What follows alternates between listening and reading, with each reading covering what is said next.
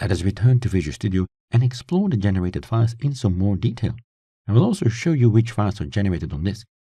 While we're at it, I will show you another file that gets generated, and that is the launchSettings.json file. Let us now look at the files created when we ran the template for a new MVC application. A solution as well as a project file have been generated automatically. The solution will be the SLN file. A solution is used to group multiple projects together, and a project, well, that is what typically will be built. So that's going to contain our application code. If we double click on the project file, we see here a very simple XML file that contains the properties for our project. First, we see a project node of which the SDK property is pointing to Microsoft.net.sdk.web. This is actually the build SDK for building our ASP.NET Core application. And this value is what we'll use for most projects. In the property group, we see a number of properties. For the project, it's using .NET 6, it's nullable enabled, and it is also using implicit usings. The implicit usings is actually something rather new. It will take care of generating a global usings file that will contain the most commonly used using statements so that we don't have to repeat them throughout our application. As you can see, a new project does not contain any references to other packages. However, if we expand here under frameworks, we'll see Microsoft ASP.NET Core App and Microsoft.NET Core App. These are framework packages, and they implicitly bring in other packages, the most commonly used ones. That means that a lot of classes that we use when building our application do not require that we'll need to bring in other packages. The .root folder is a special folder. As you can see, it also has a special icon. The template creates this file. As we can see here, it contains, amongst others, CSS and JavaScript files. These are non-server-side executable files, so JavaScript and CSS will be downloaded to the client and they will be used in the browser.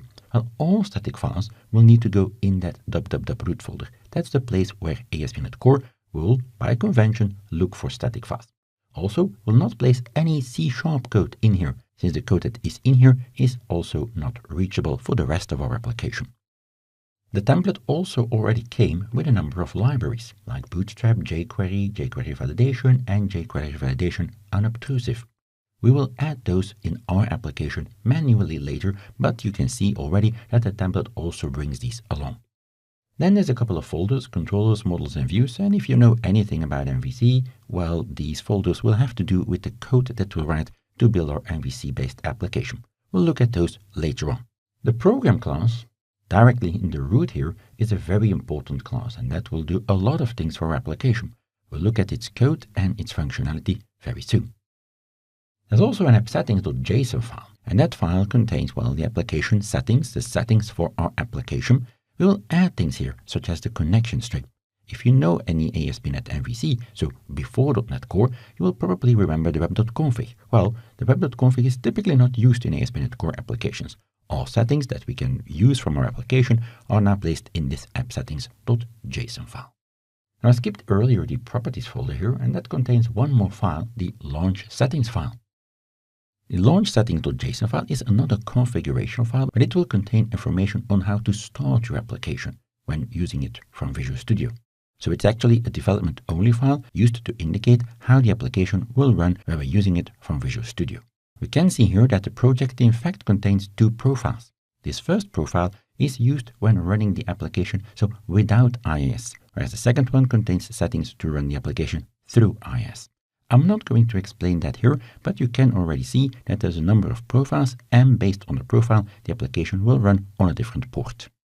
When we look at the corresponding folder in Windows Explorer, we do see here an SLN file that corresponds to the solution, which is at the root here in the Solution Explorer. Inside of the sample application folder, there's then the CSProj file, that is the project file, which we don't see explicitly in the Solution Explorer, but it of course points to this node here. We also can see again the properties, which contains the launch settings, and we also see here the root folder that contains the static files, part of our application. There's two other folders here, the bin and the OPG folder. These will contain the compiled code as we go along, as we build and execute the application. These will be used to contain the binary version of our application, so the executable version of our application.